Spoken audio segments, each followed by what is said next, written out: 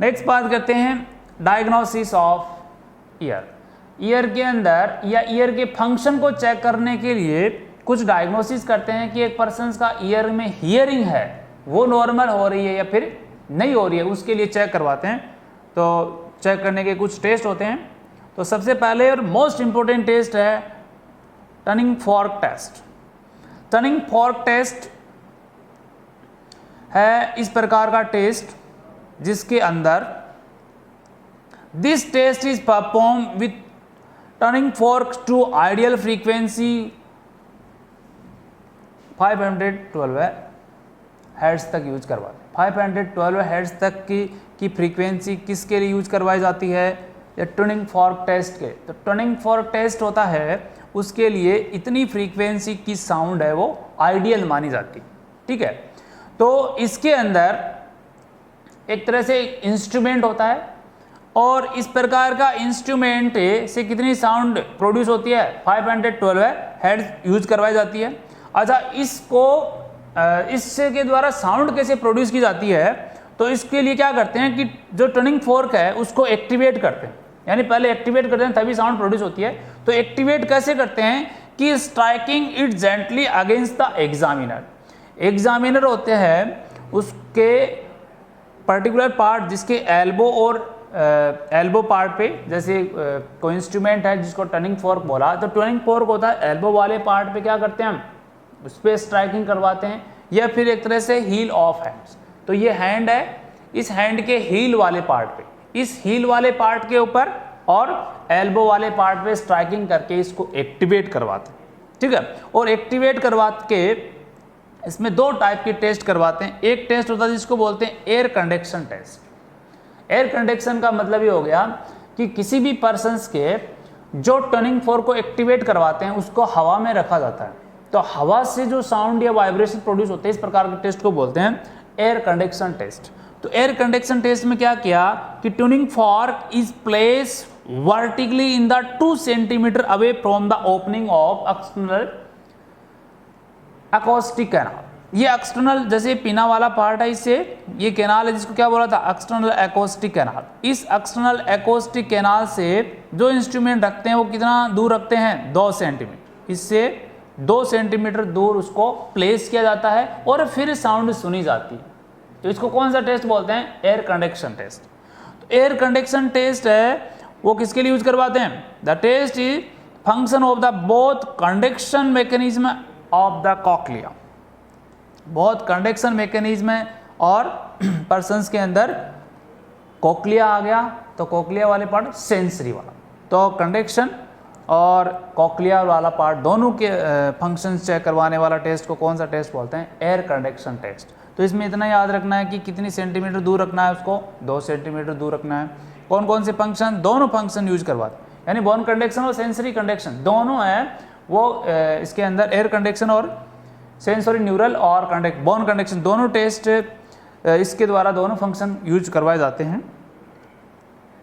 यहाँ पे हमने दिखाया एक इंस्ट्रूमेंट, ये वाले इंस्ट्रूमेंट को क्या बोलते हैं? The tuning fork test. ये ट्यूनिंग फॉर्क एक इंस्ट्रूमेंट का नाम है।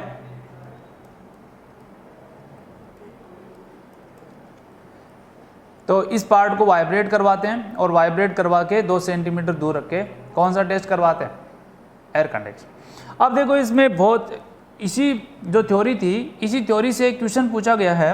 वो क्वेश्चन ये है कि test use to check whether air conduction, यानी ट्यूनिंग फॉर्क का जो टेस्ट करवाते हैं वो भी कौन सा? एयर कंडक्शन वाला टेस्ट। इस एयर कंडक्शन और बोन कंडक्शन दोनों वाला जो टेस्ट होता है इसको कौन सा टेस्ट बोलते हैं?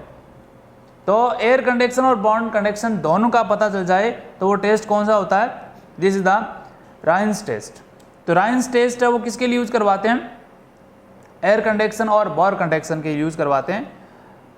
Yes guys. तो सेकंड टेस्ट हो गया bone conduction test.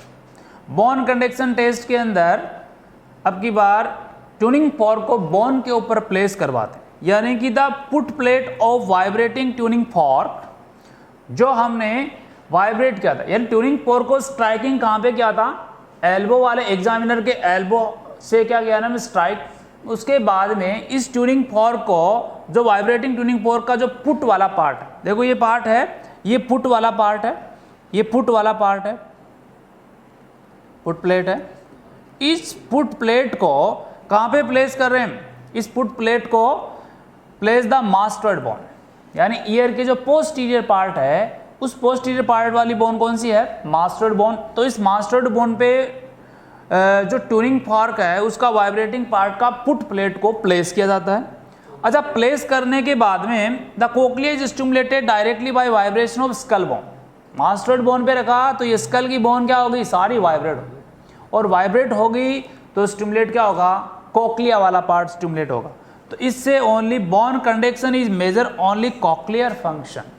Yes guys, bone conduction है वो ओनली कौन से टेस्ट के लिए यूज करवाते हैं? ओनली कोक्लियर फंक्शन के टेस्ट के लिए यूज करवाई जाती है, क्योंकि हमने देखा था एयर कंडक्शन दोनों के लिए होता है, कंडक्शन, एयर कंडक्शन और बोन कंडक्शन, जिसके अंदर हमने देखा था कि एक पल्स बोनी इसके अंदर कोक्लियर और अदर पार्ट्स के अंदर जो भी अबनॉर्मलिटी उसके लिए, लेकिन इसके अंदर ओनली दो, एक ही फंक्शन करवाते यूज टेस्ट करवाते हैं, कॉक्लियर फंक्शंस को मेजर करने वाला टेस्ट होता है, जिसको क्या बोलते हैं? Bone conduction test. तो बोन कंडक्शन टेस्ट और एयर कंडक्शन टेस्ट, इसकी इमेज देखते हैं हम। किसी पर्सन्स के अंदर एक टेस्ट करवाया जा रहा है, ट्यूनिंग फॉर्क टेस्ट। तो पहला इसमें जो ए वाला पार्ट है, इसके अंदर ये ईयर और इस इंस्ट्रूमेंट के बीच में कितनी सेंटीमीटर की दूरी रखी है? 2 सेंटीमीटर की। तो 2 सेंटीमीटर की दूरी पे रख के इसको क्या है? सुना जाता है। तो इस प्रकार के जो टेस्ट करवाते हैं वो दोनों फंक्शंस के लिए यूज करवाए जाते हैं। तो टेस्टिंग फॉर एयर कंडक्शन, तो ये वाला टेस्ट कौन सा हो रहा है? एयर कंडक्शन टेस्ट है, क्योंकि हवा के अंदर है इंस्ट्रूमेंट, तो एयर कंडक्शन टेस्ट है। सेकेंड वाला टेस्ट है टेस्ट फॉर बोन कंडक्शन। अब की बार हमने जो वाइब्रेटिंग था, उस वाइब्रेटिंग पार्ट का जो पुट है उसको कहाँ पे प्लेस किया था? मास्टर्ड बोन पे। मास्टर्ड बोन पे इसको प्लेस किया था, और प्लेस करने के बाद में सारी स्कल की बोन वाइब्रेट हो गई थी, और कौन सी पार्ट स्टिमुलेट हो गया था? कोक्लिया वाला पार्ट स्टिमुलेट हो गया। तो इस प्रकार के टेस्ट ओनली कॉक्लियर फंक्शन के लिए यूज करवाते हैं। तो टेस्टिंग फॉर बोन कंडक्शन ये वाला पार्ट होता है, और बोन कंडक्शन के लिए यूज कराते हैं। और तीसरा टेस्ट होता है जिसको बोलते हैं वेबर टेस्ट। वेबर टेस्ट में क्या करते हैं कि ये ट्यूनिंग फॉर्क है, इस ट्यूनिंग फॉर्क को हेड के सेंटर पे रखा जाता है।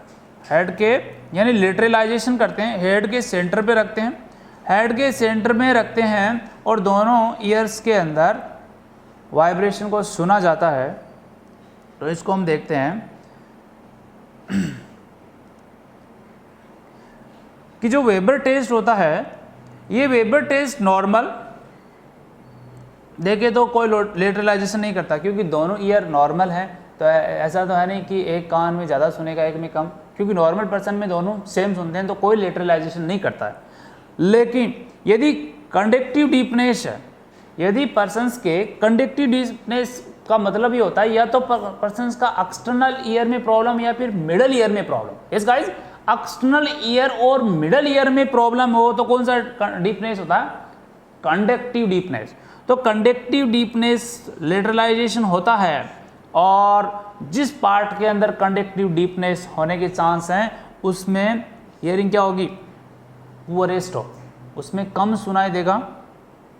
और किसी पर्सन में सेंसोरी न्यूरल डीपनेस है, तो उसमें जब लेटरलाइजेशन करेंगे तो जो पार्ट अफेक्टेड है उसमें बहुत ज़्यादा सुनाई देगा, क्योंकि किसी पर्सन्स के अंदर जब बोन्स वाइब्रेट होंगी, जो मास्टर्ड बोन पे हम रख रहे हैं, जो बोन्स नॉट मास्टर्ड सेंटर पे रख रहे हैं, तो उसमें पूरी स्कल की बोन वाइब्रेट होंगी, तो कॉक्लियर भी स्टिमुलेट होगा, और ज़्यादा कॉक्लियर स्टिमुलेट होगा तो बेटर लेटरलाइजेशन होगा जो पार्ट अफेक्टेड है। इसके पहले हमने देखा था कि जो राइन्स टेस्ट है, इस राइन्स टेस्ट के अंदर नॉर्मली देखिए तो एयर कंडक्शन है वो ज़्यादा होता है कंपेरिजन टू बोन कंडक्शन। तो जब एयर कंडक्शन होता है वो 60 second comparison to bone conduction only 50 second, क्योंकि 60 सेकेंड ज़्यादा होता है किससे? बोन कंडक्शन से। लेकिन इसमें कंडक्टिव डीपनेस में यह वापस उल्टा हो जाता है। इसके अंदर बोन कंडक्शन होता है, वो उससे ज़्यादा क्या हो रहा है, बोन कंडक्शन है वो ज़्यादा हो रहा है किससे, एयर कंडक्शन से ज़्यादा हो रहा है। बोन कंडक्शन एयर कंडक्शन से ज़्यादा हो रहा है, कौन सा डीपनेस, कंडक्टिव डीपनेस हो रहा है। और सेंसरी न्यूरल हियरिंग लॉस में एयर कंडक्शन ज़्यादा होता है और बोन कंडक्शन से ज़्यादा होता है। तो देखो इसमें डिफरेंस क्या है फिर, कि नॉर्मल भी ये बोल रहा था कि एयर कंडक्शन ज़्यादा हो रहा है किससे, बोन कंडक्शन से, और सेंसरी न्यूरल में भी ये हो रहा है एयर कंडक्शन ज़्यादा हो रहा है किससे, बोन कंडक्शन। लेकिन नॉर्मली देखिए तो ये एयर कंडक्शन है वो बोन कंडक्शन से बहुत ज़्यादा हो रहा है, लेकिन यहाँ पे बहुत कम होता है। जैसे किसी पर्सन में ये 30 सेकेंड हो रहा है और ये क्या हो रहा है 50 सेकेंड के लिए यूज़ कर रहा है। जो 30-50 का रेशियो रहता है वो कम रहता है, तो ये सेंसरी न्यूरल हियरिंग लॉस के लिए यूज़ करवाते हैं। और नॉर्मल ये होता है 60 सेकेंड और 50 सेकेंड, ये नॉर्मल देखने को मिलता है। एक टेस्ट होता है जिसको बोलते हैं ABC। ABC की फुल फॉर्म है एब्सोल्यूट बोन कंडक्शन।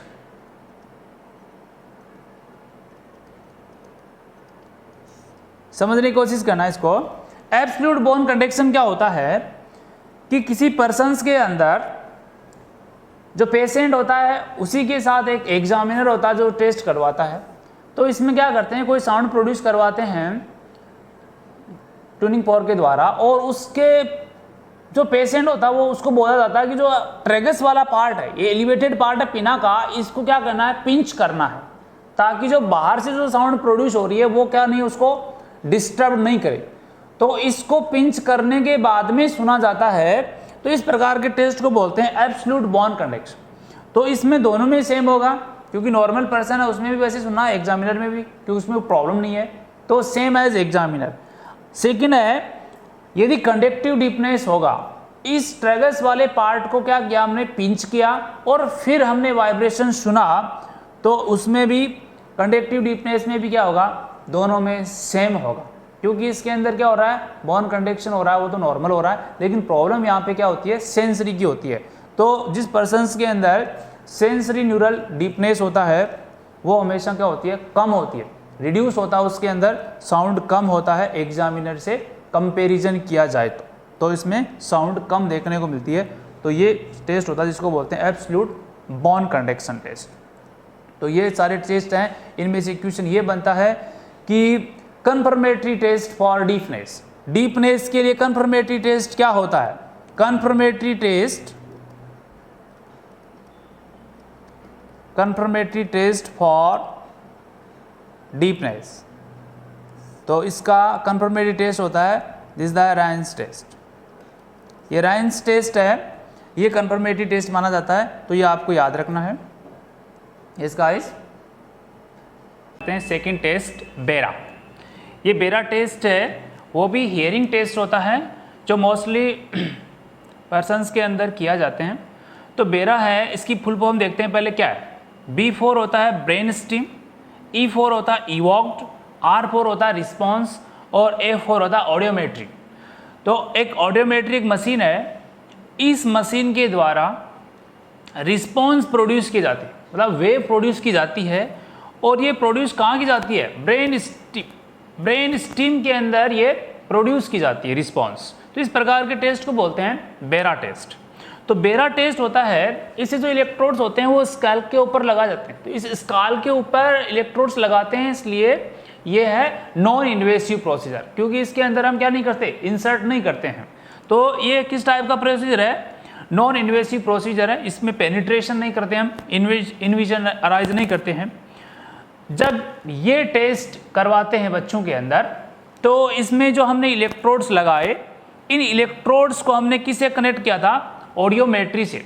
इस ऑडियोमेट्री मशीन से जब साउंड प्रोड्यूस की जाती है, तो ये साउंड की रेंज कितनी रखते हैं हम, 1000 से लेकर 4000, 1000 से 4000 हर्ट्ज फ्रीक्वेंसी के अंदर क्या यूज करवाते हैं, साउंड प्रोड्यूस करवाते हैं। और ये जब साउंड इन इलेक्ट्रोड्स के द्वारा स्काल्प की बोन को स्टिमुलेट करेगी, स्काल्प की बोन को स्टिमुलेट करेगी, तो फिर है वो स्टिमुलेशन किधर जाएंगे, कॉक्लियर या कॉक्लिया वाले पार्ट्स में जाएंगे। तो इसके अंदर the diagnosis of hearing loss यानी इस टेस्ट से किसका, हियरिंग लॉस का डायग्नोसिस करवाते हैं। और मोस्ट कॉमन पैथोलॉजिकल, यानी किसी बच्चे के अंदर डिजीज़ के कारण हियरिंग लॉस हुआ है तो उसके लिए जो टेस्ट करवाते हैं वो बेरा टेस्ट होता है। और बेरा टेस्ट जो 3 मंथ के बच्चे होते हैं, 3 मंथ या 3 मंथ से अबव वाले चाइल्ड होते हैं, उनके अंदर जो टेस्ट करवाते हैं वो टेस्ट कौन सा होता है, बेरा टेस्ट। क्योंकि बच्चों के अंदर जो वेव होते हैं उनके द्वारा इसको आइडेंटिफाई किया जाता है। तो इसको लगाने का तरीका क्या है, कि यहाँ पे नर्स का रोल क्या है कि place electrodes on scalp but oil free hairs, यानी एक बेबी के जो हेयर हैं वो क्या होने चाहिए, ऑयल फ्री होने चाहिए। भाई हेयर में ऑयल होगा तो जब इलेक्ट्रोड्स स्काल्प पे लगाएंगे तो स्काल्प पे इलेक्ट्रोड लगाने से ये ऑयल क्या करता है, वेव को इंटरफेयर करता है। तो वेव को इंटरफेयर नहीं करे इसलिए ऑयल यूज नहीं करवाते हैं जब ये प्रोसीजर करते हैं। यस गाइज, तो ऑयल फ्री हेयर होने चाहिए। स्काल्प पे इलेक्ट्रोड्स लगाते हैं। स्काल्प पे इलेक्ट्रोड्स लगाने के बाद में ये ऑडियोमेट्री मशीन के द्वारा यदि वेव रेगुलर आती हैं, यदि वेव एक रेगुलर वे में रहती है, इस प्रकार से एक रेगुलर वे में वेव चलती रहती हैं तो प्रॉब्लम नहीं है। मतलब एक जो टेस्ट है वो नॉर्मल टेस्ट है, इसके अंदर कोई अबनॉर्मलिटी क्रिएट नहीं हो रही है, हियरिंग लॉस नहीं हो रहा है। तो यदि वेव रेगुलर है तो टेस्ट कैसा रहेगा, नॉर्मल रहेगा। और यदि वेव इरेगुलर हो जाए, यानी कि वेव कुछ टाइम के लिए बढ़ जाए और कुछ टाइम के लिए कम हो जाए, फिर बढ़ जाए फिर कम हो जाए, इस प्रकार से वेव है वो इरेगुलर चले, इसका मतलब पर्सन्स के अंदर जो फ्रीक्वेंसी रेंज है वो क्या हो रही है, डिस्टर्ब हो रही है। और इससे अबनॉर्मलिटी से क्या पता लगता है कि पर्सन में हियरिंग लॉस डेवलप हो गया। तो इस प्रकार की जो अबनॉर्मलिटीज आती हैं वो अबनॉर्मलिटीज मोस्टली किस में देखने को मिलते हैं, जिसका हमने डिस्क्रिप्शन देते हैं आपको यहाँ पे, कि जो पर्सन्स के अंदर बिलिरुबिन एन्सेफेलोपैथी होती है, बिलिरुबिन एन्सेफेलोपैथी, इस बिलिरुबिन एन्सेफेलोपैथी के अंदर बिलिरुबिन का लेवल है नॉर्मल से ज़्यादा चला जाता है, यानी कि बिलिरुबिन का लेवल है वो 20 mg/dL से भी ज़्यादा क्या हो जाता है, इसका लेवल हो जाता है। और इसका लेवल इतना ज़्यादा होने के कारण ये बिलिरुबिन है वो किधर चला जाता है, ब्रेन के अंदर चला जाता है। और ब्रेन के अंदर जाके 2 कंडीशन डेवलप करता है। एक तो होती है माइल्ड कंडीशन डेवलप होती है जिसके अंदर पर्सन्स के अंदर हियरिंग लॉस होती है। क्यों, क्योंकि ये जो बिलिरुबिन है ये जो कोक्लियर नर्व है उसको डैमेज कर देता है, इस कोक्लियर नर्व को डैमेज कर देता है। और कोक्लियर नर्व डैमेज हो जाती है तो कौन सी कंडीशन आती है, हियरिंग लॉस की। तो जब बिलिरुबिन का लेवल 20 mg/dL से ज़्यादा हो जाता है तो ये ब्रेन को डैमेज करता है। यदि माइल्ड फॉर्म में ब्रेन को डैमेज करता है तो कौन सी कंडीशन आती है, हियरिंग की कंडीशन आती है। और इसमें कौन सी नर्व डैमेज होती है, कॉक्लियर नर्व डैमेज होती है। और इसी की सीवियर कंडीशन आती है जिसको क्या बोलते हैं, कार्निक टेरस। कार्निक टेरस, कार्निक टेरस प्रॉब्लम होती है, इसके अंदर बेसल गैंग्लिया डैमेज हो जाते हैं, बेसल गैंग्लियन डैमेज हो जाते हैं। और बेसल गैंग्लियन डैमेज हो जाते हैं तो पर्सन में कन्वर्जन आते हैं, कन्वर्जन, कन्फ्यूजन,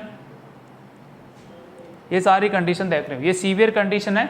इसके अंदर पर्सन्स के अंदर बिलिरुबिन का लेवल 20 mg/dL से ज़्यादा होने के बाद में बेसल गैंग्लिया डैमेज हो गया। और बेसल गैंग्लिया डैमेज हो गया तो कंडीशन कौन सी आ गई, कार्निक टेरस। तो कई बार पूछते हैं कार्निक टेरस का मतलब क्या होता है, तो आप बता सकते हो कि कार्निक टेरस का मतलब होता है जब बिलिरुबिन का लेवल 20 mg/dL से क्या हो जाए, ज़्यादा हो जाए। तो ये कार्निक टेरस है वो कौन से पार्ट को प्रभावित करता है, तो हम बता सकते हैं कौन से पार्ट को प्रभावित करता है, ब्रेन को, क्योंकि ये ब्रेन के टिश्यू को डैमेज करता है। तो कार्निक टेरस कौन से पार्ट को प्रभावित करता है, ब्रेन को। ये कब, एक कंडीशन कब आती है, जब बिलिरुबिन का लेवल 20 mg/dL से ज़्यादा हो जाए। और इसी की माइल्ड फॉर्म के अंदर कौन सी कंडीशन आती है, हियरिंग लॉस। अब इस हियरिंग लॉस को आइडेंटिफाई करने के लिए कौन सा टेस्ट करते हैं, बेरा टेस्ट। तो बच्चों के अंदर मोस्टली जॉइंटिस के कारण जो अबनॉर्मलिटीज आती है उनको आइडेंटिफाई करने के लिए टेस्ट करते हैं कौन सा, BERA test. Yes guys, understood I think. तो इस प्रकार से बेरा टेस्ट होता है वो पैथोलॉजिकल कंडीशन, स्पेशली चाइल्ड जो 3 मंथ के चाइल्ड होते हैं उनमें पैथोलॉजिकल कंडीशन को आइडेंटिफाई करने के लिए यूज करवाते हैं। ओके, नेक्स्ट थर्ड टेस्ट की बात करते हैं। बहुत इंपॉर्टेंट टेस्ट है ऑडियोमेट्री टेस्ट। ऑडियोमेट्रिक टेस्ट होता है, ऑडियो का मतलब साउंड होता है, तो किसी मशीन के द्वारा साउंड प्रोड्यूस करके वेव को चेक करने वाले टेस्ट को कौन सा टेस्ट बोलते हैं? ऑडियोमेट्रिक टेस्ट बोला जाता है। तो audiometric test most reliable method of acuity of auditory sensory perception, जैसे एक्यूटी ऑफ विजन या विजन से रिलेटेड एक्यूटी यूज करवाते हैं, जैसे स्नेरल चार्ट यूज करवाते हैं। इसी प्रकार से ऑडियोमेट्री टेस्ट के अंदर रिलायबल मेथड है एक्यूटी ऑफ ऑडिटरी, चेक करने के लिए कौन सा मेथड? ऑडियोमेट्रिक टेस्ट यूज करवाते। तो audiometry test acuity of auditory sensory perception के लिए यूज करवाते हैं। इस टेस्ट के अंदर जो डायग्नोसिस होता है वो हेडफोन डायग्नोसिस होता है, यानी पर्सन्स के हेडफोन लगा दिए जाते हैं ईयर्स के ऊपर, और उसके बाद में ईयरफोन लगाने के बाद में उससे साउंड प्रोड्यूस करवाते हैं। और ये साउंड जब प्रोड्यूस होती है तो साउंड जब आगे की तरफ जाके वाइब्रेशन से स्टिमुलेशन आते हैं, उससे जो वेव बनती है उनको आइडेंटिफाई कर लिया जाता है कि पर्सन्स में सुनाई दे रही है नहीं दे रही। इंपॉर्टेंट बात यह है कि इसके अंदर air conduction measure for tone 125 से लेकर 8000 हर्ट्ज तक साउंड प्रोड्यूस करवाते हैं। यदि हेडफोन है ये टच नहीं होते हैं ईयर के और थोड़े से दूर होते हैं तो वो एयर कंडक्शन हो गया। एयर कंडक्शन से जब साउंड प्रोड्यूस करवाते हैं तो उसकी रेंज कितनी रखी जाती है? 125 से 8000 हर्ट्ज तक इसकी साउंड रेंज रखी जाती है। यस गाइस, तो एयर कंडक्शन में आपको याद रखना कितना, और बोन कंडक्शन में ज़्यादा रखी जाती है। बोन कंडक्शन में रेंज होती है टोन की 250 से लेकर 4000 हर्ट्ज तक। तो 250 से 4000 हर्ट्ज तक साउंड किस में रखते हैं? ऑडियोमेट्री में, जब बोन कंडक्शन करवाते। तो बोन कंडक्शन की रेंज आपको याद रखनी है और एयर कंडक्शन की रेंज आपको याद रखनी, ठीक है। अब देखो ये ऐसा क्वेश्चन आ जाए कि इसमें दोनों चीज़ें नहीं आ रही है, एयर कंडक्शन भी नहीं आ रही और बोन कंडक्शन भी नहीं आ रही। क्वेश्चन ये आ गया, क्वेश्चन ये है कि ऑडियोमेट्री के अंदर, ऑडियोमेट्री में हाउ मेनी, कितनी साउंड या कितनी टोन रेंज यूज करवाते हैं, कितनी टोन रेंज यूज करवाते हैं, तब हमारा आंसर होगा अप्रोक्सीमेटली 8000 हर्ट्ज। 8000 हर्ट्ज तक साउंड प्रोड्यूस करवाते हैं किसमें? ऑडियोमेट्री टेस्ट के अंदर। तो इस प्रकार का क्वेश्चन आंसर सही हो जाएगा, राइट आंसर, कि यदि ऑडियोमेट्री में कितनी साउंड तक प्रोड्यूस करवाते हैं तो 8000 हर्ट्ज तक यूज करवा सकते हैं, जबकि एयर कंडक्शन में कितना हो गया? 125 से लेकर 8000 हर्ट्ज तक। बोन कंडक्शन में मेजर करवाते हैं 250 से 4000 हर्ट्ज तक। बस अब देखो इसके अंदर इस डायग्राम में दिखाया गया है कि जो पर्सन्स है, एग्जामिनर है ये, और इसमें ये पेशेंट है। तो ये जो एग्जामिनर है ये स्पीच ऑडियोमेट्री टेस्ट होता है, जिसमें पर्सन है वो कुछ बोलता है, जैसे इस पर्सन ने बोला कि 1, तो उसने अपनी अंगुली दिखाई 1। तो इस प्रकार से स्पीच ऑडियोमेट्री टेस्ट होता है, जिसमें एग्जामिनर कुछ बोलता है और उसका रिस्पॉन्स कौन देता है? यहाँ पे पेशेंट देता है। तो इस प्रकार की इमेज किसके लिए यूज करवाते हैं? ये होता है ऑडियोमेट्री टेस्ट या फिर audiometry test for room setup. 2 persons के लिए रूम सेटअप ऑडियोमेट्री टेस्ट होता है।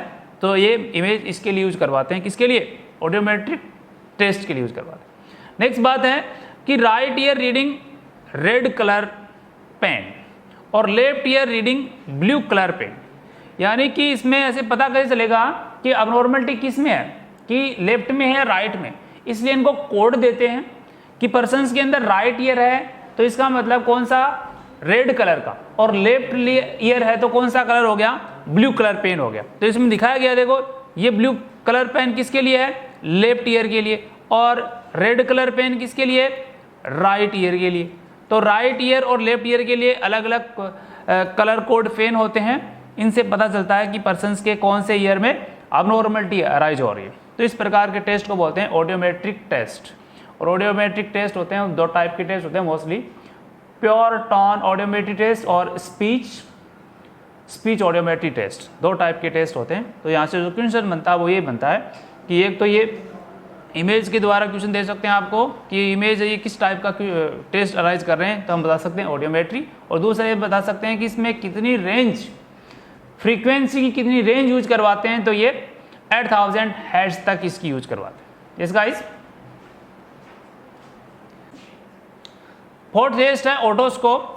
ओटोस्कोप है, ओटो का मतलब ईयर होता है, ये ईयर के लिए वर्ड होता है, और स्कोप का मतलब विजुअलाइजेशन करना, यानी ईयर को विजुअलाइजेशन करते हैं। तो direct visualization of external ear, external ear को डायरेक्ट क्या किया जाता है, विजुअलाइज करने वाला इंस्ट्रूमेंट है, जिसको कौन सा इंस्ट्रूमेंट बोलते हैं, ओटोस्कोप। तो देखो एक्सटर्नल ईयर के अंदर जैसे पिना वाला पार्ट है, इसके अलावा एक्सटर्नल एकॉस्टिक कैनाल और टिम्पैनिक मेम्ब्रेन।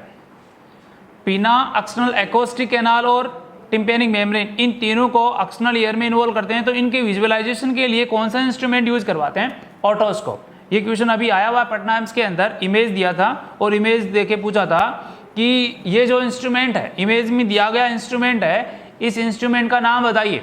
इस इंस्ट्रूमेंट का नाम क्या है, ओटोस्कोप। जिसके अंदर एक जो एग्जामिनर होता है, ये एग्जामिनर पेशेंट के एक्सटर्नल ईयर को डायरेक्ट क्या करते हैं, विजुअलाइज करते हैं। तो इस प्रकार के इंस्ट्रूमेंट को बोलते हैं ओटोस्कोप, डायरेक्ट विजुअलाइजेशन करने वाला। Yes guys. फिफ्थ टेस्ट है ऑटो एकॉस्टिक एमिशन, OAE। ये ऑटो एकॉस्टिक एमिशन टेस्ट है, ये मतलब एक्यूरेसी अराइज करने के लिए टेस्ट होता है, ऑटो एकॉस्टिक एमिशन टेस्ट। तो ऑटो एकॉस्टिक एमिशन टेस्ट, इसमें रिवर्स पाथवे को चेक किया जाता है। देखो कैसे कि they are low intensity sound produce, यानी कि नॉर्मल से कम साउंड है वो इसमें क्या की जाती है, प्रोड्यूस की जाती है। तो low intensity sound produce by outer hair cells. हमने 2 टाइप की हेयर सेल्स पढ़ी थी ऑर्गन ऑफ कोर्टाई के अंदर, इनर हेयर सेल और आउटर हेयर सेल। तो आउटर हेयर सेल की संख्या कितनी बताई थी, 12000 आउटर हेयर की संख्या थी, जबकि इनर सेल की 3500 हेड नंबर संख्या थी।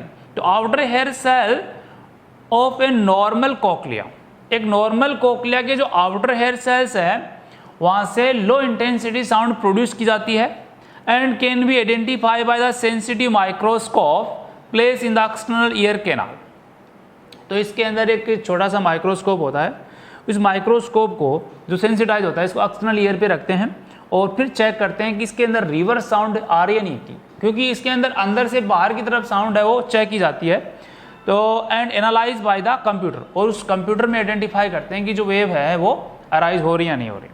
तो इसमें साउंड है वो कैसे प्रोड्यूस होती है, रिवर्स साउंड प्रोड्यूस होती है। तो देखो सबसे पहले कहां से अराइज हो रही थी, outer ear. Outer ear organ of Corti का क्या है, सेंसरी पार्ट है। तो आउटर ईयर, इससे बाद में साउंड किधर आ रही थी, बेसिलार मेम्ब्रेन, क्योंकि बेसिलार मेम्ब्रेन किसके बीच में थी, ये थी स्केला टिम्पेनाई और स्केला मीडिया के बीच की लेयर थी। स्केला टिम्पेनाई और स्केला मीडिया के बीच की मेम्ब्रेन थी, इसमें साउंड। इसके बाद में ये वाइब्रेशन किधर अराइज हो रहा है, पैरेलिम के अंदर, और पैरेलिम से फिर ओवल विंडो, ओवल विंडो से फिर ऑसिकल्स ईयर की बॉन्स में, फिर टिम्पेनिक मेम्ब्रेन, और टिम्पेनिक मेम्ब्रेन के बाद में ईयर कैनाल, और ईयर कैनाल के अंदर माइक्रोफोन होता है, सेंसिटिव माइक्रोस्कोप, इससे आइडेंटिफाई कर लिया जाता है और कंप्यूटर में ये इमेज बनती रहती है। तो इसको हम देखें किस प्रकार से अराइज होती है कि जैसे ये हमारा ईयर है, ये पिना है, ये एक्सटर्नल एकॉस्टिक कैनाल है, इसके बाद में ये क्या है, टिम्पेनिक मेम्ब्रेन है, ये इनर ईयर, मिडल ईयर है, इसके अंदर ईयर की बॉन है, और यहाँ पे क्या है, विंडो है। विंडो के बाद में कौन सा पार्ट अराइज हो रहा था, इनर ईयर। इनर ईयर के अंदर वेस्टिब्यूल और कॉक्लिया। तो इसके अंदर जो सेंटर पार्ट है, इस सेंटर पार्ट को हमने क्या बोला था, मेम्ब्रेनियस पार्ट। इस मेम्ब्रेनियस पार्ट में ऑर्गन ऑफ कोर्टाई के हेयर सेल्स होते हैं, और ऑर्गन ऑफ कोर्टाई के 2 टाइप के हेयर सेल्स होते हैं, आउटर और इनर। आउटर और इनर। इस आउटर हेयर सेल से क्या होती है, साउंड प्रोड्यूस करवाते हैं, और इस आउटर हेयर सेल से जो नीचे की तरफ मेम्ब्रेन है इनके बीच में, इस मेम्ब्रेन को क्या बोला? Basilar membrane, basilar membrane. Yes guys, basilar membrane. तो बेसिलार मेम्ब्रेन क्या होगी? यहाँ पे कौन सा पार्ट है? ये स्केला टिम्पेनाई, स्काला टिम्पेनाई, और ये मेम्ब्रेनिस वाला पार्ट है स्काला मीडिया, स्काला मीडिया। तो इनके बीच की लेयर है, इसको कौन सी लेयर बोला? Basilar membrane. तो आउटर हेयर सेल से किधर आया सिग्नल? बेसिलार मेम्ब्रेन। बेसिलार मेम्ब्रेन से इस कौन से फ्लूइड में? ये इस फ्लूइड है जिसका बोनी फ्लूइड बोलते हैं। कौन सा फ्लूइड है? पैरेलिम फ्लूइड। इस पैरेलिम फ्लूइड में साउंड वाइब्रेट हुआ, इसके बाद में साउंड किधर आ गया? Oval window. ये ओवल विंडो है। ओवल विंडो से मिडल ईयर की बोन, जिसको कौन सी बोन बोला? ईयर ओसिकल्स की बोन। ये बोन वाइब्रेट होंगी और इन बोन के वाइब्रेट होने से कौन सी मेम्ब्रेन वाइब्रेट होगी? Tympanic membrane. और टिम्पेनिक मेम्ब्रेन से फिर एक्सटर्नल ऑडिटरी कैनाल, इसमें साउंड प्रोड्यूस। इस प्रकार से ये रिवर्स हुआ, ये रिवर्स साउंड प्रोड्यूस हुआ। तो रिवर्स साउंड प्रोड्यूस टेस्ट करने के लिए कौन सा टेस्ट करवाते हैं? ऑटो एकॉस्टिक एमिशन, यानी इनर ईयर के फंक्शन को चेक करने का टेस्ट। तो पूछ सकते हैं कि ऑटो एकॉस्टिक एमिशन टेस्ट किसके लिए यूज करवाते हैं? इनर ईयर के फंक्शन को टेस्ट करने के लिए। इनर ईयर के फंक्शन को टेस्ट करने के लिए यूज कराने वाला टेस्ट होता है। ये आपका एक इंस्ट्रूमेंट दिखाया गया है, ये टेस्ट होता है। ये मशीन का नाम है जिसको बोलते हैं टेस्ट कराने के लिए auto acoustic emission, auto acoustic emission. इस मशीन से ये एक देखो माइक्रोफोन है, इस माइक्रोफोन को एक्सटर्नल ईयर के अंदर इंसर्ट किया और एक्सटर्नल ईयर इंसर्ट करने के बाद में हमने रिवर्स वेव को क्या किया? चेक किया। तो इस प्रकार का जो इमेज आए तो हम बता सकते हैं किसके लिए यूज करवा रहे हैं हम? ये करवा रहे हैं ऑटो एकॉस्टिक एमिशन टेस्ट के लिए यूज करवा रहे हैं। यस गाइस, तो ये जो टेस्ट थे,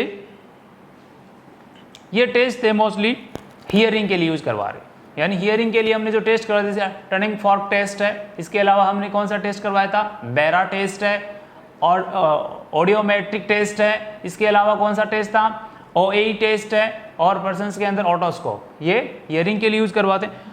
नेक्स्ट जो टेस्ट आते हैं या डायग्नोस्टिक थिंग्स होती है, वो कौन सी होती है? बैलेंस के लिए। यानी बैलेंस के लिए किस टाइप के टेस्ट यूज करवाते हैं? तो बैलेंस के लिए पहला टेस्ट है रोमबर्ग टेस्ट।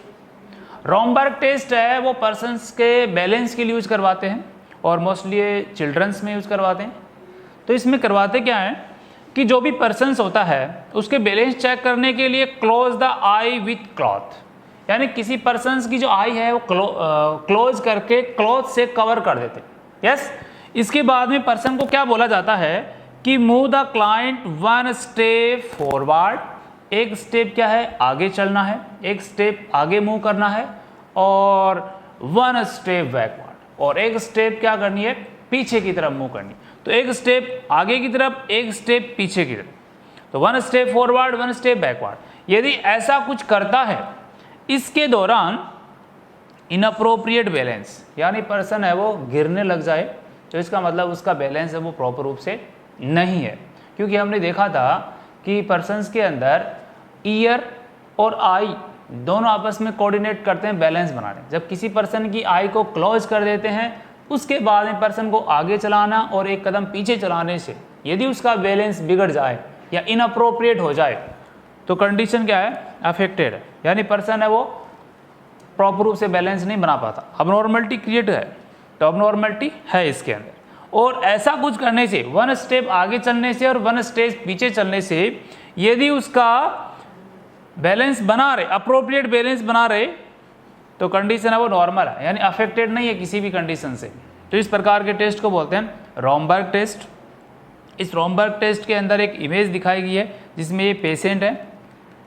ये पेशेंट को हमने एक स्टेप आगे की तरफ फॉरवर्ड किया और एक बैकवर्ड स्टेप किया, और इसके पीछे है वो एग्जामिनर है वो खड़ा है। एग्जामिनर इसलिए खड़ा है या फिर नर्स है कि nurse stand behind the patient to prevent falling injury, क्योंकि कई बार पर्सन का बैलेंस नहीं बन पाता तो पर्सन गिरने के चांस रहते हैं, और गिर जाएंगे तो क्या हो जाएगा? इंजरी हो जाएगा। इसलिए वो नर्स हमेशा क्या होती है इस टेस्ट में पीछे की तरफ खड़ी रहती है। तो ऐसी इमेज देख के आपको पूछ सकते हैं कि ये कौन सा टेस्ट कंडक्ट करवा रहे हैं, तो आप बता सकते हो कौन सा टेस्ट है, ये रोमबर्ग टेस्ट है, बैलेंस का चेक करने वाला टेस्ट। तो पहला रोमबर्ग टेस्ट बैलेंस के लिए। सेकंड है कैलोरिक टेस्ट। कैलोरिक टेस्ट है, बहुत इंपॉर्टेंट टेस्ट है। पहला क्वेश्चन तो ये बन जाता है कि कैलोरिक टेस्ट किसके लिए यूज करवाते हैं, तो हम बता सकते हैं कि पर्सन्स में बैलेंस के लिए टेस्ट कराते हैं। कौन सा टेस्ट होता है, कैलोरिक टेस्ट। बहुत इंपॉर्टेंट टेस्ट है, ध्यान देना इसमें। कैलोरिक टेस्ट के अंदर देखो पहला क्वेश्चन ये होता है, कैलोरिक टेस्ट में कौन सी पोजीशन देते हैं, तो राइट आंसर क्या हो गया, सुपाइन पोजीशन। कैलोरिक टेस्ट में पर्सन को सुपाइन पोजीशन देते हैं with head tilt 30 degree forward, और 30 डिग्री हेड को क्या कर देते हैं, आगे की तरफ फॉरवर्ड मूव करवाते हैं, आगे की तरफ मूव करवाते हैं। तो supine position with head tilt 30 degree forward so that horizontal canal, यानी कि सुपाइन में कैनाल कैसी थी, हॉरिजॉन्टल, और उसको 30 डिग्री टिल्ट कर दिया तो ये कैनाल हॉरिजॉन्टल से क्या हो गई, वर्टिकल हो गई। तो so the horizontal canal is vertical, horizontal canal क्या हो गई, अब वर्टिकल हो गई। ठीक है, समझ में आया कि कैलोरिक टेस्ट में पेशेंट को सुपाइन पोजीशन दिया, उसके बाद में हेड को 30 डिग्री के ऊपर क्या किया, झुका दिया, और उसके बाद में जो कैनाल थी वो हॉरिजॉन्टल से किस में चली गई, वर्टिकल। बस, यस, क्लियर। नेक्स्ट बात करते हैं, ऐसी पोजीशन देने के बाद में ear are irrigated for 40 second. Persons का जो ईयर है उसको 40 सेकंड तक क्या करते हैं, इरिगेट करते हैं। अच्छा, इरिगेट कैसे करते हैं, alternatively with water of 30 degree and 44 degree, 30 degree Celsius और 44 डिग्री सेल्सियस, 30 डिग्री सेल्सियस और 44 डिग्री सेल्सियस टेम्परेचर से इसको इरिगेट करते हैं। तो ये जो 30 डिग्री सेल्सियस है ये कोल्ड वाटर है, और 44 डिग्री सेल्सियस है वार्म वाटर है। इन दोनों वाटर से कितने टाइम तक हम इरिगेट करते हैं इसको, 40 सेकंड तक इरिगेट करते हैं। और ऐसा कुछ करने से यदि कुछ अबनॉर्मलिटीज आती है तो फिर क्या है, कैलोरिक टेस्ट पॉजिटिव टेस्ट। तो इसके अंदर पर्सन्स के अंदर देखो, ears observe for appearance of nystagmus, eyes observe for appearance of nystagmus, कि जो आईज हैं जब पर्सन्स के अंदर कोल्ड और हॉट वाटर है वो इरिगेट करवाते हैं तो आइज में अबनॉर्मल मूवमेंट देखने को मिलते हैं, जिसको क्या बोलते हैं, निस्तगमस। तो निस्तगमस होता क्या है, देखो गाइस, निस्तगमस किसके लिए यूज करवाते हैं, this the abnormal horizontal and rotating moment. Abnormal horizontal और रोटेटिंग मोमेंट को क्या बोलते हैं, निस्तगमस। तो निस्तगमस कब होता है, जब पर्सन के अंदर कोल्ड और हॉट वाटर इरिगेट करवाते हैं उस टाइम के अंदर। तो देखो इसके अंदर कोल्ड वाटर, इसका टेम्परेचर कितना माना था, 30 डिग्री सेल्सियस। जब किसी भी पर्सन के ईयर को इरिगेट करते हैं कौन से वाटर से, कोल्ड वाटर से, तो उसके सपोज करो इस ईयर के अंदर इरिगेट कर रहे हैं तो उसके अपोजिट आई में क्या देखने को मिलेगा आपको, निस्तगमस। अपोजिट आई निस्तगमस का मतलब ये हो गया कि जो आईज हैं ये हॉरिजॉन्टल मूव करेंगी लेकिन जस्ट अपोजिट मूव करेंगी, यानी इस ईयर में हमने क्या किया, कोल्ड वाटर से इरिगेट किया तो दोनों आईज है वो किस तरफ मूव करेंगी, अपोजिट डायरेक्शन में मूव करेंगी। नेक्स्ट है वार्म वाटर। तो इसमें 44 डिग्री सेल्सियस वाटर का टेम्परेचर लिया, तो इसमें जिस ईयर को आप इरिगेट कर रहे हो वार्म वाटर से उस डायरेक्शन में क्या होंगी आईज, निस्तगमस देखने को मिलेगा। तो वार्म के लिए क्या होता है, सेम आई, और कोल्ड के लिए क्या होता है, अपोजिट आई निस्तगमस, अपोजिट आई निस्तगमस। तो इसके अंदर अब एक डायग्राम से देखते हैं इसको कि जो कैलोरिक टेस्ट है उसके अंदर पर्सन्स को हमने पोजीशन कौन सी दे रखी थी, ये सुपाइन पोजीशन है। इस सुपाइन पोजीशन के अंदर पर्सन के हेड को कितना एलिवेटेड किया था, 30 डिग्री। 30 डिग्री पेशेंट को क्या कर दिया था, इसमें एलिवेटेड कर दिया था। अब एलिवेटेड करने के बाद में ईयर को इरिगेट करते हैं, तो ईयर को इरिगेट करते हैं तो पहले लेते हैं 30 डिग्री सेल्सियस टेम्परेचर, यानी कोल्ड वाटर है ये, कोल्ड वाटर से इरिगेट करवाते हैं। और सेकंड है हॉट वाटर, यानी कि 44 डिग्री, तो ये है वार्म वाटर। तो वार्म वाटर और कोल्ड वाटर से इरिगेट करवाते हैं। यस गाइस, तो इसके अंदर दिखाया गया है कि जब कोल्ड वाटर से आप क्या करते हो, इरिगेट करवाते हो, यानी कोल्ड वाटर 30 डिग्री टेम्परेचर का वाटर है जिसको क्या करवा रहे हैं यहाँ पे हम, इरिगेट करवा रहे हैं। जब इसको हम इरिगेट करवाते हैं, तो ये जब इरिगेट करवाते हैं तो जो निस्तेगमश होता है वो अपोजिट डायरेक्शन में होता है। इसकी बात की थी कि पर्सन्स में कोल्ड वाटर से इरिगेट करवाने से जो आइज रोटेट होती हैं वो अपोजिट डायरेक्शन में होती हैं। तो अपोजिट डायरेक्शन में निस्तेगमश होता है किसमें, कोल्ड वाटर के अंदर। यस गाइस, तो इसमें देखो पर्सन्स के अंदर ये जो रोटेशन है ये अपोजिट डायरेक्शन के अंदर देखने को मिल रहा है, जबकि ये वापस स्लो फेज में आ रहा है, जबकि रैपिडली अपोजिट डायरेक्शन में मूव कर रहा। और वार्म वाटर के लिए क्या करवाते हैं कि जो राइट सेम ईयर में वार्म वाटर से क्या किया हमने, इरिगेट किया। तो वार्म वाटर के लिए टेम्परेचर हमने लिखा था 42 या 44 डिग्री। तो 44 डिग्री सेल्सियस टेम्परेचर से हम इसको क्या करते हैं, इरिगेट करते हैं। और इसको वार्म वाटर से इरिगेट करने पे जो निस्तेगमस होता है वो सेम डायरेक्शन में होता है, यानी कि जो रैपिड मूवमेंट होते हैं, जिस ईयर को आप इरिगेट कर रहे हो उसी साइड में क्या देखने को मिलता है, आपको निस्तेगमस देखने को मिलता है। इसलिए यहाँ पे कुछ स्पेशल टर्म्स यूज करवाते हैं जिसको बोलते हैं कॉव्स। कॉव्स का मतलब होता है कि कोल्ड वाटर, ये कोल्ड है, ये अपोजिट है, कोल्ड अपोजिट। कोल्ड अपोजिट का मतलब जब वार्म वाटर, जब कोल्ड वाटर यूज करवाते हैं तो निस्तेगमस क्या होता है, अपोजिट डायरेक्शन में होता है। ये है वार्म। जब वार्म वाटर का से इरिगेशन करवाते हैं तो डायरेक्शन कैसे देखने मिलती है निस्तेगमस की, सेम साइड डायरेक्शन होती है। तो इसको क्या बोलते हैं, कॉज से इसको इंडिकेट करवाते हैं। इस गाइस, तो कोल्ड वाटर में टेम्परेचर कितना होता है, 30 डिग्री सेल्सियस, अपोजिट डायरेक्शन में निस्तेगमस होता है। वार्म वाटर में टेम्परेचर 44 डिग्री सेल्सियस या 42 तक यूज करवाते हैं, निस्तेगमस कैसा होता है, सेम साइड। तो इसके अंदर आई और ईयर दोनों आपस में डिपेंड होते हैं। आई और ईयर आपस में क्या होते हैं, दोनों डिपेंड होते हैं। वेस्टिबुलो ऑक्लियर रिफ्लेक्स अराइज करवाते हैं।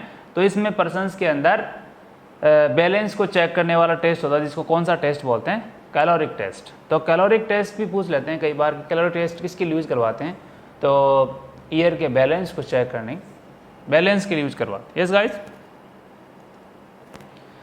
यहाँ पे एक क्वेश्चन, जितने भी हमने टेस्ट किए उससे इमेज बेस्ड जो क्वेश्चन आते हैं वो किस प्रकार से आते हैं उनकी बात करते हैं। तो इसमें दिखाया गया identify this procedure shown in image. एक इमेज है, इस इमेज के अंदर एक प्रोसीजर किया जा रहा है। ये प्रोसीजर है, कौन सा है, तो चारों में से इसको आइडेंटिफाई करना है।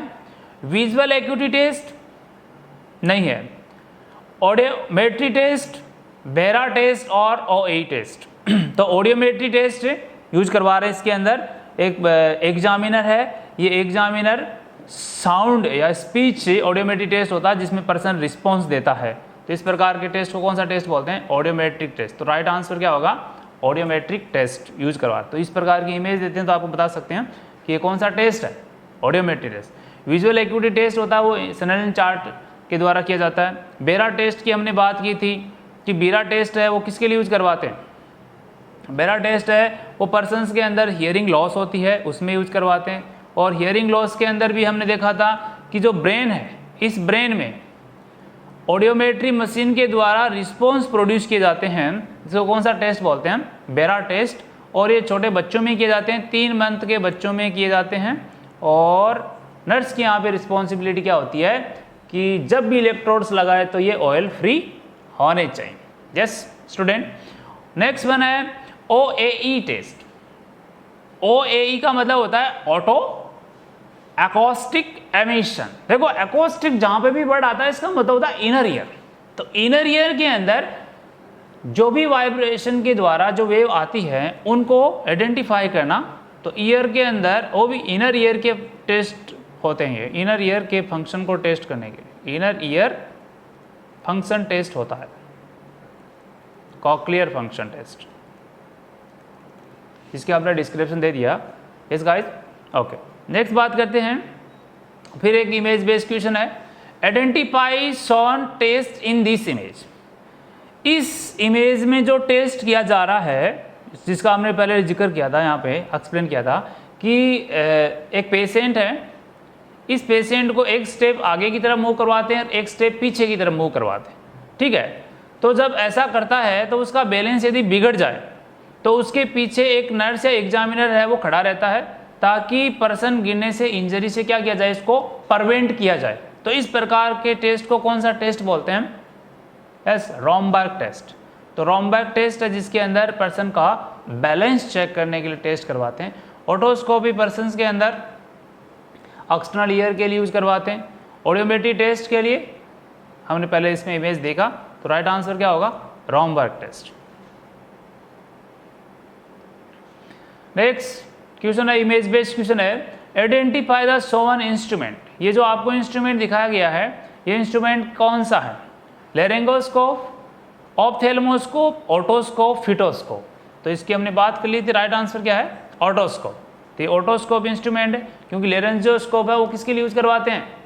Yes, visualisation of larynx, visualisation of larynx. Ophthalmoscope visualisation of eye, visualisation of eye. Fetoscope, इसमें फिटल हार्ट साउंड सुनने के लिए यूज करवाते हैं फिटोस्कोप। तो फिटल हार्ट साउंड सुनने के लिए यूज करवाते हैं फिटोस्कोप। विजुअल आई के विजुअलाइजेशन के लिए यूज करवाते हैं ऑप्थेल्मोस्कोप। लेरिंग्स की विजुअलाइजेशन के लिए लेरिंगोस्कोप, और ओटोस्कोप ईयर के विजुअलाइजेशन के लिए यूज करवाते हैं, तो इसको क्या बोलते हैं? ओटोस्कोप। अच्छा, ये क्वेश्चन यदि घूम के आ जाए, और क्वेश्चन कैसे आए? देखो ऐसे कि which of the following statement is correct regarding this instrument. इस इंस्ट्रूमेंट से रिलेटेड कौन सा स्टेटमेंट सही है, यानी ये इंस्ट्रूमेंट है ये किससे रिलेटेड है, ठीक है। तो इसमें विजुअलाइजेशन ऑफ ईयर, सेकंड है visualization of eye, visualisation of larynx, none of the above. तो हमने इसको पहले पढ़ लिया कि ये ओटोस्कोप है जो किसके लिए यूज करवाते हैं? ईयर के एग्जामिनेशन, ईयर को विजुअलाइज करने वाला इंस्ट्रूमेंट है जिसको क्या बोला? ओटोस्कोप, ठीक है। तो विजुअलाइजेशन ऑफ आई के लिए ऑप्थेल्मोस्कोप, विजुअलाइजेशन ऑफ लैरिंग्स के लिए लैरिंगोस्कोप यूज करवाते हैं। इस गाइस, तो ये इजी क्वेश्चन है जो बार बार आते हैं इमेज बेस्ड, तो आपको याद रखने हैं। यह आपको न्यू क्वेश्चन ऐड किया और ये क्वेश्चन आने वाला है, तो आपको ध्यान रखना है कि आइडेंटिफाई दिस इमेज। इस इमेज को आइडेंटिफाई करना है। इसके पीछे एक बैलून लगा हुआ है और आगे की तरफ ये विजुअलाइजेशन के लिए एक तरह से ट्रायंगुलर पार्ट ऐसे। तो ये एम्बू बैग ऐसा नहीं होता है, एम्बू बैग होता है जो CPR के अंदर यूज करवाते हैं, ठीक है, उसमें तो एम्बू बैग नहीं है। पोलाइजर्स बैग, असेप्टो सिरिंज और न्यूमेटिक ऑटोस्कोप। तो ये जो इंस्ट्रूमेंट है इसको बोलते हैं न्यूमेटिक ऑटोस्कोप। न्यूमेटिक ऑटोस्कोप यानी इसके अंदर एयर के द्वारा एयर पुश करके इसमें विजुअलाइजेशन किया जाता है। तो इस प्रकार के इंस्ट्रूमेंट को बोलते हैं न्यूमेटिक ऑटोस्कोप। पोलाइजर्स बैग होता है, पोलाइजर्स बैग है, ये बैग स्टेचियन ट्यूब के फंक्शन को चेक करने वाला टेस्ट होता है जिसकी हमने पहले भी बात किया था। ये टेस्ट है स्टेचियन ट्यूब फंक्शन टेस्ट। स्टेचियन ट्यूब के फंक्शन को टेस्ट करने वाला टेस्ट जिसको बोलते हैं पोलाइजर बैग टेस्ट। तो इसमें क्या करते हैं कि पर्सन, जैसे मैं बात की थी कि जो पर्सन है वो वर्साल्वल मैनेवर खुद नहीं कर सकता, तो इस इंस्ट्रूमेंट से करवाते हैं। पोलाइजर बैग में क्या होता है कि एक तरह से बैग होता है जिसको वन नोज के अंदर इंसर्ट करवा के बाहर से क्या करवाते हैं? पॉजिटिव प्रेशर क्रिएट करवाते हैं। तो उस बैग से हवा को क्या करवाते हैं? अंदर की तरफ इंसर्ट करवाते हैं, और उससे इंसर्ट करवाने के बाद में स्टेचियन ट्यूब ओपन हो जाती है और प्रेशर कहाँ पे देखने को मिलता है हमको? मिडल ईयर में। इस पर असेप्टो सिरिंज, असेप्टो सिरिंज एक सिरिंज होती है इस टाइप की, एक सिरिंज नोमा आता है, इस प्रकार का सिरिंज है जिसके पीछे ये बैलून शेप होती है। इस प्रकार की सिरिंज को बोलते हैं हम क्या? असेप्टो सिरिंज। असेप्टो सिरिंज है वो मोस्टली या तो किसी पर्सन्स के अंदर जैसे क्लेफ्ट लिप है ना, क्लेफ्ट लिप की कंडीशन आ जाए तो उसमें जो फीडिंग करवाते हैं या किसी पर्सन्स के अंदर सिक्रेशन निकालने, और सिक्रेशन कहाँ से निकालने, ओनली ओरल कैविटी से निकालने हैं, तब कौन सी सिरिंज यूज करवाते हैं, असेप्टो सिरिंज।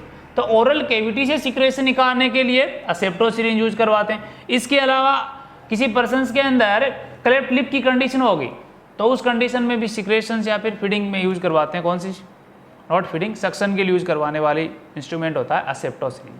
तो ये इंस्ट्रूमेंट इसको क्या बोलते हैं हम, न्यूमेटिक ऑटोस्कोप बोला जाता है। नेक्स्ट इमेज बेस्ड क्वेश्चन है कि which test is perform by this shown image instrument. ये इमेज के अंदर जो आपको इंस्ट्रूमेंट दिखाया गया है, ये इंस्ट्रूमेंट कौन सा टेस्ट परफॉर्म करता है। तो पहले देखो इस इमेज का नाम क्या है, इसको बोलते हैं टर्निंग फॉर्क टेस्ट। ये टर्निंग फॉर्क है। इस टर्निंग फॉर्क से जो टेस्ट करवाते हैं वो टेस्ट का नाम भी क्या हो गया, टर्निंग फॉर्क टेस्ट। तो टर्निंग फॉर्क टेस्ट के लिए एक इंस्ट्रूमेंट होते हैं जिसको ट्यूनिंग फॉर्क बोलते हैं, और ट्यूनिंग फॉर्क से हमने देखा था कि कौन कौन से टेस्ट करवा रहे थे, रेंज टेस्ट और वेबर टेस्ट, ये दोनों किसे यूज करवा रहे थे हम, टर्निंग फॉर्क से यूज करवा रहे थे। ऑडियोमेट्री टेस्ट हमने देख लिया। तो ईयर एग्जामिनेशन में ऑटोस्कोप यूज करवाते मोस्टली। और टोनेबिस टेस्ट, टोनेबिस टेस्ट क्या होता है, इसमें नेगेटिव प्रेशर होता है, यानी कोई पर्सन होता है वो अपने नोज को पिंच कर लेता, उसके बाद में स्वेलो करता है, यानी नोज को पिंच कर लिया, उसके बाद में उसने क्या किया, स्वेलो किया, जिससे स्टेचियन ट्यूब क्या हो जाती है, ओपन हो जाती है। तो ये टेस्ट भी किसके लिए यूज करवाते हैं, स्टेचियन ट्यूब के फंक्शन को चेक करने वाला टेस्ट होता है, स्टेचियन ट्यूब फंक्शन टेस्ट है, स्टेचियन ट्यूब फंक्शन टेस्ट है जो स्टेचियन ट्यूब के फंक्शन को टेस्ट करने वाला होता है। इसमें हमेशा ध्यान रखना नेगेटिव प्रेशर होता है, नेगेटिव प्रेशर होता है इसमें हमेशा। इस गाइस, तो ये है इमेज बेस्ड क्वेश्चन जिसको हमने ट्यूनिंग फॉर्क देखा। ओके, नेक्स्ट क्वेश्चन है which test is perform in shown image. एक इमेज दिया गया है, इस इमेज के अंदर ये जो टेस्ट परफॉर्म करवा रहे हैं, ये टेस्ट कौन सा टेस्ट होता है, क्योंकि इसके अंदर जो एक इंस्ट्रूमेंट है इसको क्या बोल रहे थे हम, ट्यूनिंग फॉर्क। ये इंस्ट्रूमेंट है ट्यूनिंग फॉर्क। इस ट्यूनिंग फॉर्क टेस्ट को कहाँ पे टेस्ट कर रहे हैं हम, मास्टर्ड बोन पे। ये है मास्टर्ड बोन, इस मास्टर्ड बोन पे ये टच कर रहे हैं और टच करके फिर वाइब्रेशन अनालाइज कर रहे हैं। तो इस प्रकार के टेस्ट को क्या बोलते हैं, कंडक्टिव हियरिंग। कंडक्टिव हियरिंग या कंडक्टिव या बोन कंडक्शन। तो बोन कंडक्शन के लिए यूज करवा रहे हैं इसको।